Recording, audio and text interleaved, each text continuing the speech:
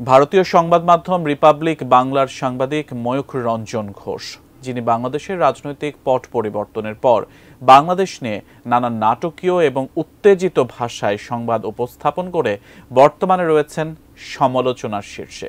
এবার বিতর্কিত এই সাংবাদিকের সাথে সেলফি তুলে কটাক্ষের শিকার হলেন ওপার বাংলার জনপ্রিয় জুটি দেব রুক্মিণী। বিস্তারিত ডেস্ক রিপোর্টে। ওমা তোমার আকাশ তোমার বাতাস, ওমা বলার মানে না। উদ্ভট অঙ্গভঙ্গির মাধ্যমে সংবাদ উপস্থাপনা করে বেশ আলোচনায় রয়েছেন ভারতীয় সংবাদ মাধ্যম রিপাবলিক বাংলার সাংবাদিক ময়ূখ রঞ্জন ঘোষ। তিনি ভারসাম্যহীন কথা বলতে বলতে স্টেজের এক প্রান্ত থেকে অন্য প্রান্তে ছুটে বেড়ান, এমনকি হাত নেড়ে নেড়ে করেন প্রলাপ। জোর গলায় নিজের মতামত চাপিয়ে দেন অন্যের ঘাড়ে। নিজের এমন পাগলাটে আচরণের কারণে বর্তমানে তিনি ব্যাপক সমালোচিত। বাংলাদেশের রাজনৈতিক পট পরিবর্তনের পর ওপার বাংলার এই খ্যাপাটে সাংবাদিক অনবরত দুই বাংলার মানুষদের মধ্যে বিদ্বেষ ছড়িয়ে দিচ্ছেন। বাংলাদেশ নিয়ে বিভিন্ন বিষয়ে বিতর্কিত মন্তব্য করে দুই বাংলাতেই ব্যাপক আলোচনা ও সমালোচনার জন্ম দিয়েছেন তিনি।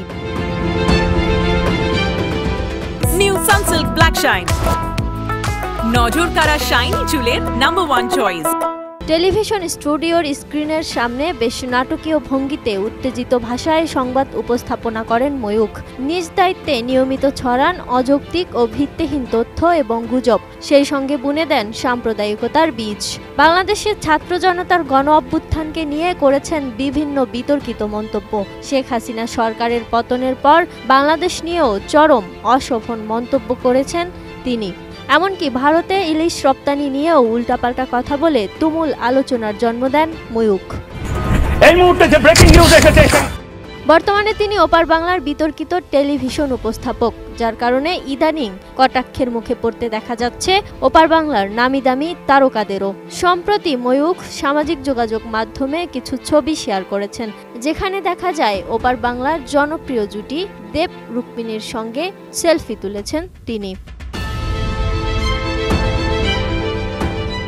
এ ছবি শেয়ার করার পর দেব রুক্মিণীকে নেটিজেনদের বেশ কটাক্ষ করতে দেখা গেছে। ছবি শেয়ার করে ময়ূখ ক্যাপশনে লিখেছেন, কয়লা খাদানের কিছু ব্ল্যাক ডায়মন্ড। কমেন্ট বক্সে এই নিয়ে যেন কটাক্ষের বন্যা বয়ে যাচ্ছে।